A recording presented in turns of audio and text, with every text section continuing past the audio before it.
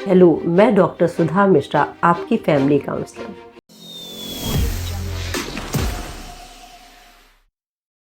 मैं विगत 15-16 वर्षों से निरंतर फैमिली काउंसलिंग कर रही हूँ, जिसमें मैंने पारिवारिक समस्याओं से लेकर के जो बच्चों की समस्याएं होती हैं, बुज़ुर्गों की समस्याएं होती हैं, बहुत सी चीज़ों के बारे में लोगों को सलाह दी है और लोगों ने भी इसका अमल करके इसमें काफ़ी अपने को आराम पाए हैं। एक चीज़ आपसे हमको ये बतानी थी कि मेरा मकसद ये है कि कम से कम हम इस तरह के कार्यों को आप तक पहुँचाएँ, इस तरह की बातों को आप तक पहुँचाएँ, ताकि जो फैमिली की प्रॉब्लम्स होती हैं छोटी-मोटी, उनको हम बिना बहुत ज़्यादा शोर मचाए, बिना अदालतों में जाए हुए उसको सुलझा सकें। और अगर आपको इसमें मेरी ज़रूरत पड़े तो हम आपके साथ हैं और आप मुझसे कॉन्टैक्ट कर सकते हैं, मुझसे कभी भी बात कर सकते हैं।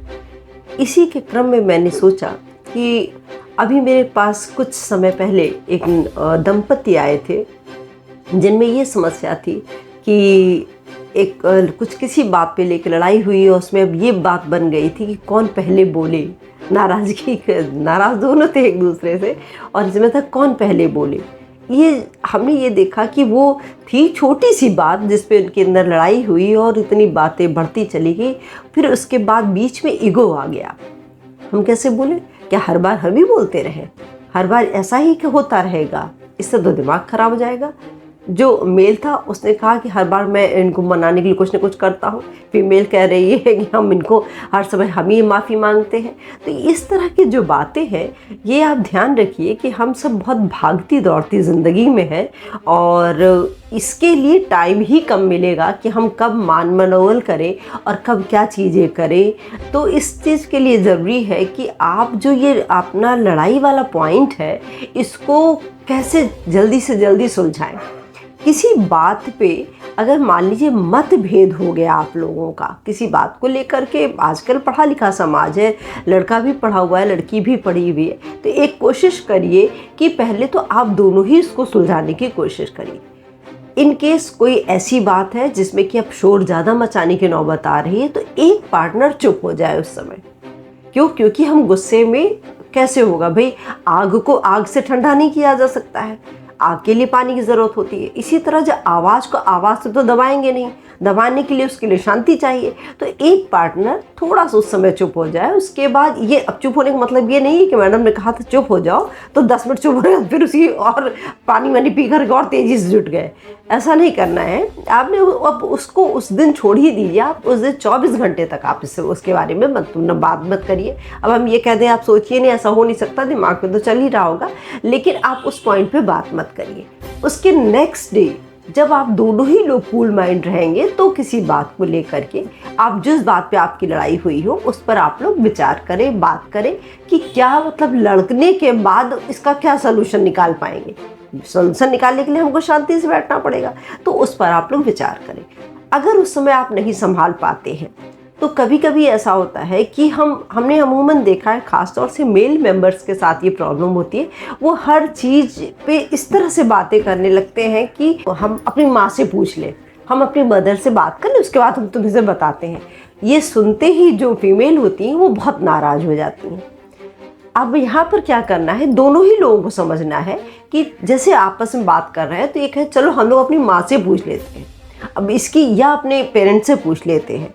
अगर मान लीजिए दोनों में से कोई एक कंफर्टेबल नहीं है कि हम किसके पेरेंट्स से बात करें, तो आप किसी थर्ड पार्टी से बात करें। आप ऐसे बात ही मत करिए ना जहाँ पे किसी का झुकाव हो, क्योंकि हमने देखा है जो फैमिली मेंबर्स होते हैं नॉर्मली, जैसे अगर मेल की तरफ के हैं तो वो मेल से रिलेटेड बातें करने लगेंगे, अगर वो फीमेल से रिलेटेड तो फीमेल से रिलेटेड बातें करने लगेंगे।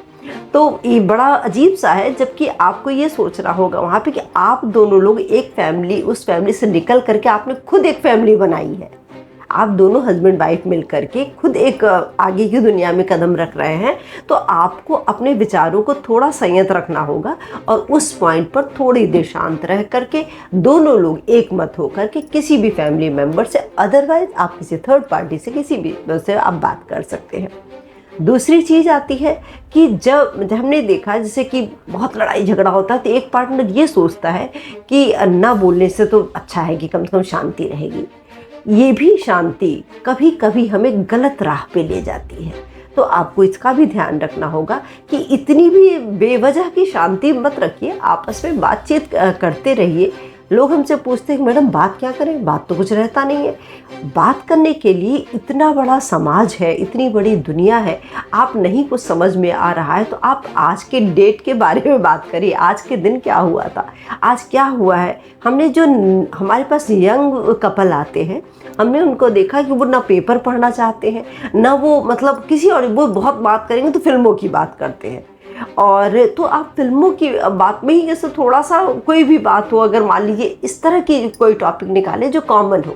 अगर आप लोग बिल्कुल अपने कार्य क्षेत्र से रिलेटेड बातें करते हैं तो काम की बात करें, थोड़ा सा बात, वो थोड़ा सा, वो भी नहीं कि अपने को सुपीरियर बताते हुए बहुत ढेर सारी बातें कर जाए, थोड़ी बहुत बातें करें, घर परिवार की थोड़ी बातें करें। बात इसलिए कि कुछ तो निकलना ही चाहिए।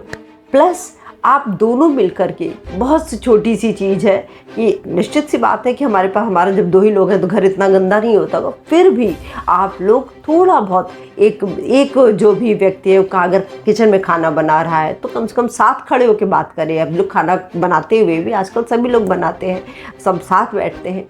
एक रूटीन बनाइए अपना कि हम ब्रेकफास्ट तो बहुत जल्दी जल्दी में करके लोग भागते हैं, चाहे लंच चाहे डिनर, दोनों में से कोई एक चीज़ साथ बैठ के करेंगे तो इससे आप लोगों में थोड़ी बहुत बातें भी हो जाएंगी। और लड़ाई वाले मुद्दों को आप लोग अवॉइड करिए। उसके लिए अगर आप संभाल सकें तो 24 घंटा रुक के बात करिए, अगर नहीं संभाल सकते हैं तो पेरेंट्स से बात करिए, अगर पेरेंट्स के ही विषय में लड़ाई कर रहे हो तो थर्ड पार्टी से बात करिए। और अगर इसके बाद भी नहीं हो सकता है तो फिर हम जैसों की थोड़ा सा हेल्प लीजिए। हम लोग भी आपकी सहायता के लिए बिल्कुल तैयार हैं। और इस विषय में आप हमसे कुछ पूछना चाहें, कुछ कहना चाहें, कुछ सलाह लेना चाहें तो आप मेरे कमेंट बॉक्स में आप ज़रूर कमेंट करिए और इससे रिलेटेड जो भी बातें होंगी हम आपको समझाने की कोशिश करेंगे।